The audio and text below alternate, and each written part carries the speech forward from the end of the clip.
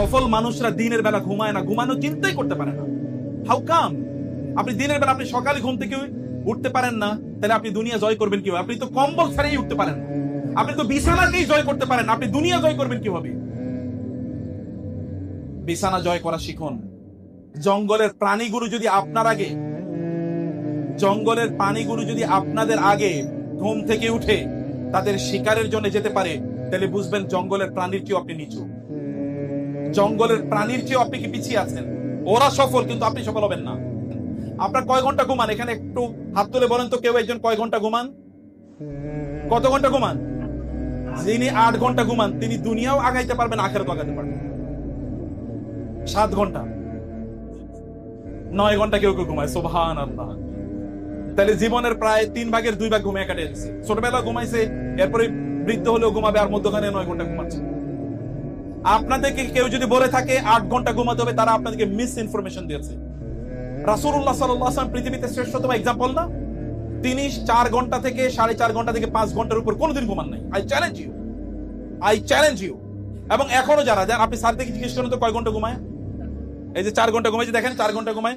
এবার প্রিন্সিপাল স্যারকে জিজ্ঞেস করেন কয় ঘন্টা ঘুমায়। স্যাররা তো এখানেই, যে এখানে তো উপস্থিত আছেন, তো স্যাররা তো ইউনিভার্সিটিতে চলে আসেন, দিনের বেলা তো আর ঘুমানোর সময় পান না। রাতেও নিশ্চয়ই 11টা-12টার আগে ঘুমান না, নাহলে 11টায় ঘুমান, এরপরে ফজরের জন্য উঠে যান, অথবা তাদের অন্যান্য কাজ থাকে। 4-5 ঘন্টার বেশি ঘুমায় কিভাবে মানুষ? যে ডাক্তাররা আপনাদেরকে বলেছে 8 ঘন্টার বেশি 8 ঘন্টা ঘুমাতে হয়, আমি চ্যালেঞ্জ করে বললাম একজন ডাক্তার গিয়ে বলেন আপনি 8 ঘন্টা ঘুমান, রুটিন দেন আমাকে। একজনকে আমি চ্যালেঞ্জ করে বললাম এখানে। অতএব এটা একটা ফেক ইনফরমেশন। ঘুমের সময় কমিয়ে দেন। আপনি ঘুমাবেন গিয়ে কবরে, এরপরে করবেন কি? কবরে গিয়ে করবেন কি? দুনিয়া তো কাজের জায়গা, এখানে তো আপনার ঘুমের জায়গা না। এবং আপনার নবীজি কি করেছেন, তাকে স্ট্যান্ডার্ড হিসেবে নেন, তাকে এক্সাম্পল হিসেবে নেন। তার চেয়ে সফল পৃথিবীতে কেউ না। আপনি মনে রাখবেন, বড় কাজ মানুষকে বড় বানায় না, ছোট কাজ অব্যাহতভাবে যখন মানুষ করে তখন তিনি বড় হয়ে যান।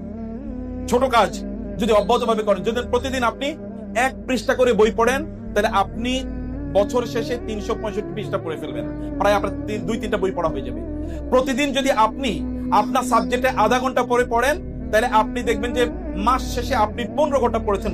অনেকে 15 ঘন্টা পড়ে না, প্রতিদিন কেবল আধা ঘন্টা করে পড়েছেন, এবং আপনি 1 বছর পরে দেখবেন যে আপনার এই সাবজেক্টে আপনার ইউনিভার্সিটির মধ্যে আপনি সবচেয়ে বিখ্যাত হয়ে যাবেন। অথবা আপনি যে কোনো আপনার ফোকাসটাকে ঠিক রেখে আপনি ওই পথে অব্যাহতভাবে আপনি চলেন, যেমনি ভাবে আপনার নবী সাল্লাল্লাহু আলাইহি ওয়াসাল্লাম চলে গিয়েছেন। সম্মানিত ভাইরা বোনেরা, আপনি যদি সত্যি করতে ভালো মানুষ হতে চান, তাহলে নামাজের কোনোদিন মিস করুন। নামাজকে আপনি অক্সিজেনের মতো করে গ্রহণ করেন। নামাজ যেমনি ভাবে আপনার শরীরের জন্য অক্সিজেন প্রয়োজন, তেমনি ভাবে আপনার আত্মার জন্য কি দরকার? নামাজের দরকার। নামাজ পড়লে আল্লাহ সুবহানাহু ওয়া তাআলা আপনার অন্তরে যত অশান্তি আছে সব আল্লাহ তাআলা দূর করে দেবে। আপনার অন্তরটা প্রশান্ত হয়ে যাবে। আলা বিযিকরিল্লাহি তাতমাইন্নুল কুলুব। আল্লাহর জিকিরে অন্তরটা প্রশান্ত হয়ে যায়। মন খারাপ, আপনি নামাজ দাঁড়িয়ে যান না। আচ্ছা, আপনার চেয়ে বেশি শক্তিশালী কি আল্লাহ না? বলেন তো, আমাদের চেয়ে শক্তিশালী কে? এই সবকিছু নিয়ন্ত্রণ করে কে? আপনার কোনো সন্দেহ আছে?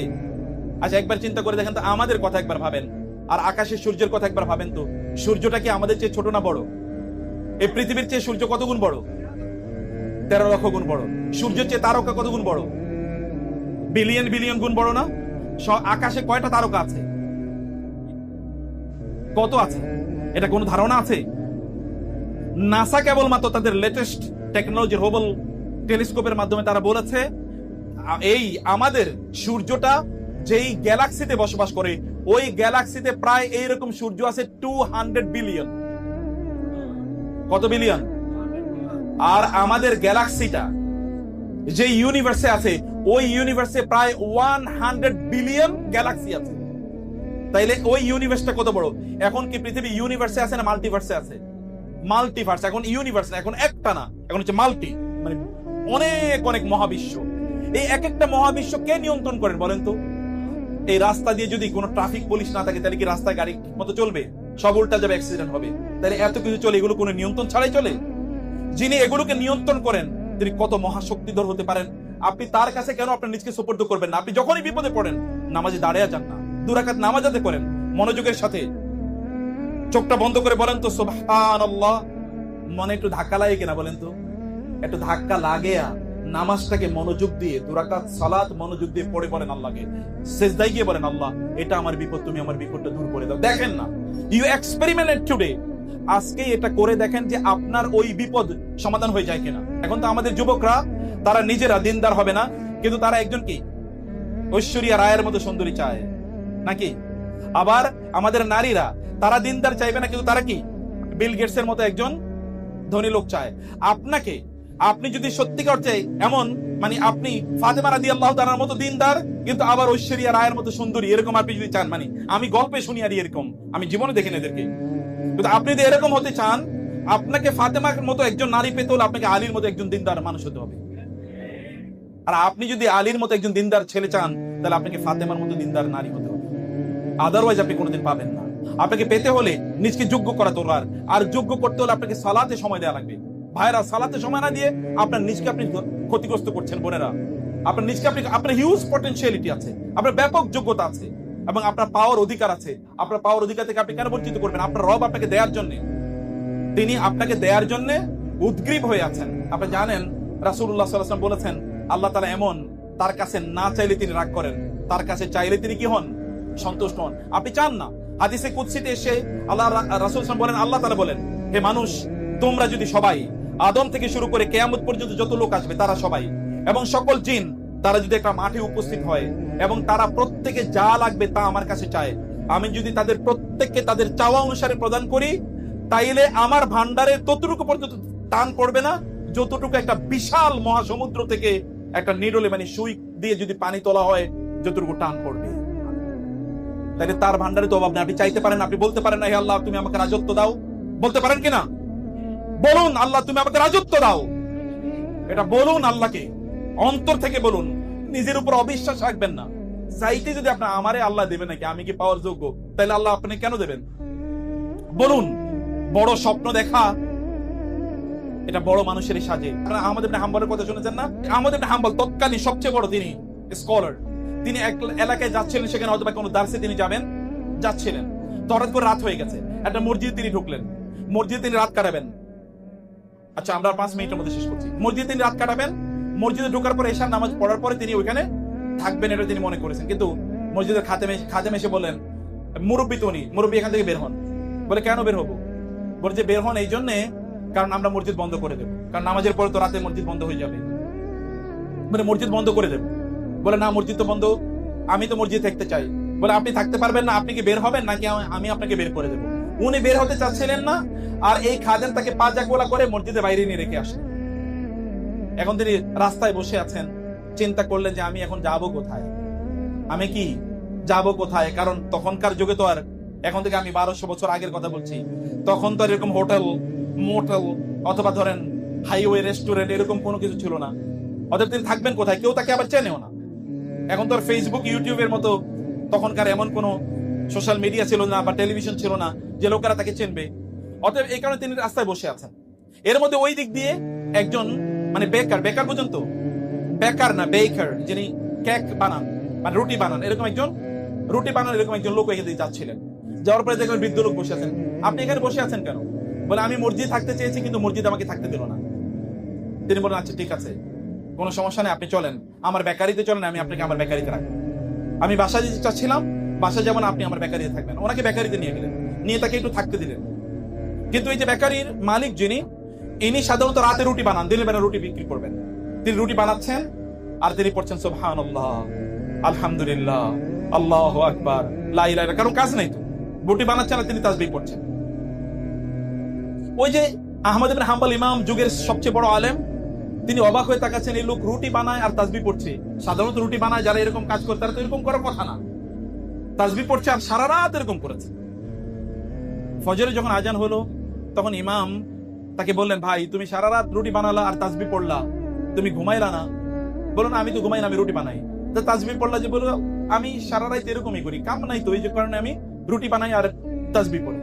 বলে তাহলে তো মাশাআল্লাহ, তুমি তো অনেক আল্লাহওয়ালা মানুষ, তাহলে আল্লাহ তাআলা তো তোমাকে অনেক ভালোবাসেন, তোমার যা মনে চায় তুমি আল্লাহকে বললো তো আল্লাহ তাআলা তোমাকে দিয়ে দেন। ওনার একটু ইচ্ছা যে উনি তারা একটু বলবো আমার জন্য দোয়া করো, এমন ইচ্ছা।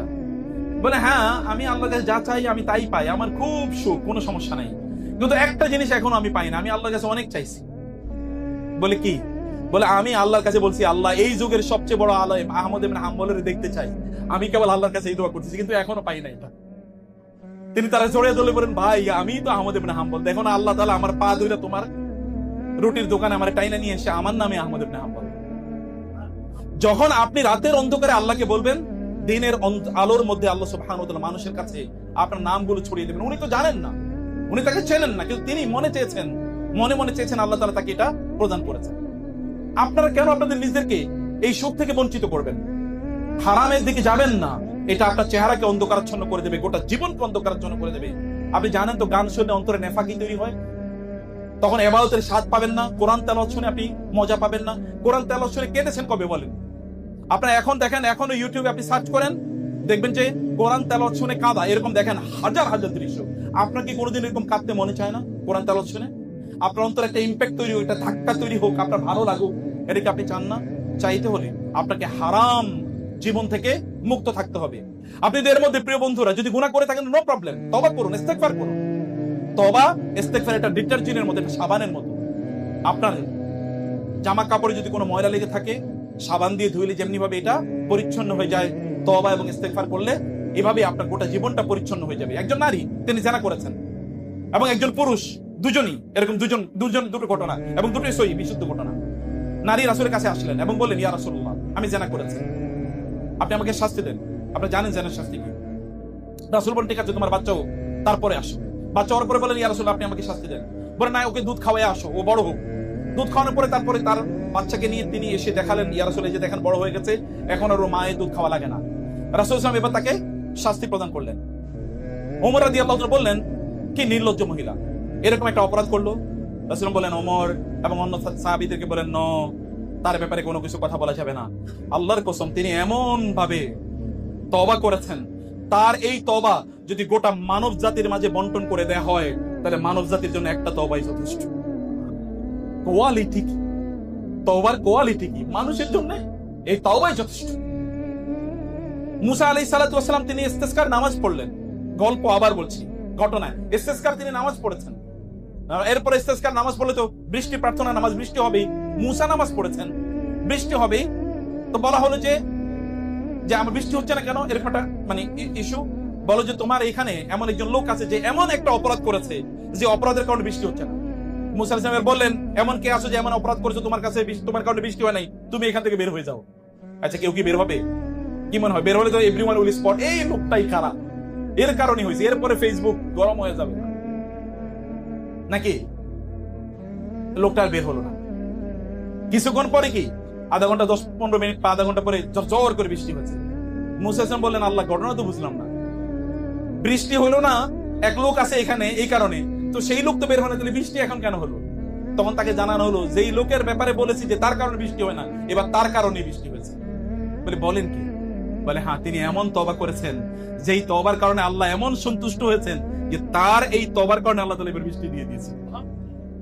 তওবা করুন। আপনি করবেন না কেন? আপনি করবেন না কেন? আপনি অন্যায় করলে, অপরাধ করলে আপনি আল্লাহকে বলুন, রাতের অন্ধকারে বলুন, দিনের আলোতে বলুন, আপনি বিড়বিড় করে বলুন আল্লাহকে। আল্লাহ সুবহানাহু ওয়া তাআলা আপনাকে একজন ভালো, একজন পবিত্র মানুষে পরিণত করে দেবেন। আপনার ছাত্র, আপনাদের পড়াশোনা কিভাবে করছেন বলেন? আপনি ছাত্র, পড়ায় আপনার কতটুকু সময় কাটাচ্ছেন? ডেইলি কতটুকু সময় কাটান পড়ার জন্য? আপনি যদি ডেইলি, সালাফরা কি করেছেন? আব্দুল্লাহ ইবনে সাল্লাম রাদিয়াল্লাহু তাআলা রাসূলের সাহাবী, সময়টাকে 3 ভাগ করেছেন। 1 ভাগ পড়াশোনার জন্য, আরেক ভাগ ইবাদতের জন্য, আরেক ভাগ নিজের জন্য। এইভাবে তারা জগৎ শ্রেষ্ঠ হয়েছেন। আপনি কেন একজন আবু বকর হতে পারবেন না, যার ব্যাপারে রাসূল বলেছেন, আরহাম উম্মতি বি উম্মতি আবু বকর, আমার উম্মার মধ্যে শ্রেষ্ঠতম রহমওয়ালা হলো আবু বকর। আপনি কেন একজন আবু উবাইদা ইবনুল জাররাহের মতো হবেন না? আপনি বলেন তো, যদি এখন আপনাকে বলা হয় যে ফেরেশতারা আপনার এবার হিসাব নেবে, আপনি কেমন হবেন? আপনি একজন কেন মুসাব ইবনে উমাইরের মতো হবেন না? এই মুসাব ইবনে উমাইর মক্কার সবচেয়ে সুদর্শন যুবক এবং মক্কার সবচেয়ে দামি জামা কাপড় যিনি পরতেন, কিন্তু তিনি ইসলামের প্রথম অ্যাম্বাসেডর হয়েছেন, তিনি সমাজের সবচেয়ে ভালো মানুষ হয়েছেন। তার জামা কাপড়গুলো বিদেশ থেকে কিনে নিয়ে আসা হতো, কিন্তু যখন তিনি উহুদের যুদ্ধে শাহাদাত বরণ করেন, তখন তার লাশ কাপড় দিয়ে ঢাকার জন্য কাপড় খুঁজে পাওয়া যাচ্ছিল না। একটা মাত্র কাপড় পাওয়া গেছে, এর যদি সামনের দিকে নেওয়া হয় তাহলে মাথা ঢেকে, পা ঢাকে না, পায়ের দিকে আনলে মাথা ঢাকে না, পা ঢেকে যায়। রাসূল সাল্লাল্লাহু বলেন, এবার ইসকির নামক এক ধরনের ঘাস, দুর্বা ঘাসের মতো, ওই ঘাস নিয়ে আসো, এটি দিয়ে তার পা ঢেকে দাও, বা তার মাথা কাপড় দিয়ে ঢাকো, পা এগুলো দিয়ে ঢেকে দাও। এবং যখন এগুলো দিয়ে ঢেকে দেওয়া হচ্ছিল, তখন রাসূল তার দিকে তাকিয়ে কেঁদে দিয়েছিলেন। মক্কার সবচেয়ে সুদর্শন যুবক, যার জামা কাপড় মক্কায় তৈরি হতো না, সিরিয়ায় তৈরি হতো, যার পারফিউম মক্কায় বিক্রি হতো না, সিরিয়া থেকে আনা হতো, সেই যুবক আজকে যখন তাকে কবর দেওয়া হচ্ছে তখন তার জন্য যথেষ্ট পরিমাণ কাপড় পর্যন্ত না, তার জন্য কাপড় নাই, হয়েছে কি হয়েছে, কিন্তু গোটা পৃথিবীর যুবকদের কাছে তিনি সেলিব্রিটি হয়ে গিয়েছেন। আপনি কেবলমাত্র ক্ষণিকের উত্তেজনা, ক্ষণিকের এনজয়মেন্ট, এন্টারটেনমেন্ট, ক্ষণিকের কেবল সেলিব্রিটি, এটা হয়ে লাভ কি? আপনি পার্মানেন্ট সেলিব্রিটি হন, যেন লোকের আপনাকে শ্রদ্ধা করে, আপনাকে সম্মান করে, আপনার নবীর চরিত্র যেন আপনারা লালন করতে পারেন। এখন আপনাকে প্রচুর পড়তে হবে, প্রচুর পড়ুন, ডেইলি পড়ুন, নতুন বই পড়ুন, হাজবি জাবি বই পড়বেন না যেগুলো আপনাকে ক্ষণিকের আনন্দ দেবে কিন্তু আপনাকে সত্যিকার অর্থে মানুষ বানাবে না, আপনাকে ইনফ্লুয়েন্সিয়াল বানাবে না, সমাজের জন্য ইম্প্যাক্ট তৈরি করবে না। আপনি সমাজে ইম্প্যাক্ট তৈরি করতে হলে আপনাকে অবশ্যই, যদি আপনি সমাজে ইম্প্যাক্ট তৈরি করতে চান তাহলে অবশ্যই অবশ্যই আপনাকে মানুষের জন্য কাজ করার জন্য নিজেকে যোগ্য করে গড়ে তুলতে হবে। মানুষের জন্য কাজ করার জন্য আপনাকে অবশ্যই দেরি করবেন না। আমার মনে হয় যে স্যারদেরও এরকম আয়োজন করা দরকার, যে গণ বিয়ের আয়োজন করে দেওয়া দরকার। কি খুঁজছেন সবাই? হ্যাঁ, গণ বিয়ের আয়োজন করে দরকার, কিন্তু তার জন্য সঠিক বয়সে বিয়ে করেন। আপনি যখন বুড়া হয়ে যাবেন তখন বিয়ে করে লাভ কি? বুড়া হয়ে তো আর বিয়ে করে লাভ নাই, বিয়ের তো পার্টিকুলার একটা টাইম আছে, একটা বয়স আছে নাকি? এই বয়সে বিয়ে করুন, কিন্তু বিয়ে করার জন্য আপনার নিজেকে আপনি যোগ্য করে গড়ে তুলুন, যোগ্য করে নৈতিক ভাবে যোগ্য করুন। আর আল্লাহকে বলুন, আল্লাহ আমি বিয়ে করতে চাই, তুমি আমার জন্য ব্যবস্থা করে দাও। ইনশাআল্লাহ নিজের নৈতিকতা, জ্ঞান, প্রজ্ঞা, চরিত্র এবং নিজের মধ্যে তাকওয়া তৈরি করা। প্রিয় ভাই, অন্ধকারে গুনার পথে চলা এটা খুবই সহজ, কিন্তু অন্ধকারে গুনাহ থেকে নিজকে নিয়ন্ত্রণ রাখা এটা খুবই কঠিন। আর যারা অন্ধকারে মানুষের চোখের আড়ালে তাদের নিজেকে নিয়ন্ত্রণ করতে পারে, তারাই গোটা জীবন, তারা জীবনে সবচেয়ে সফল হয়।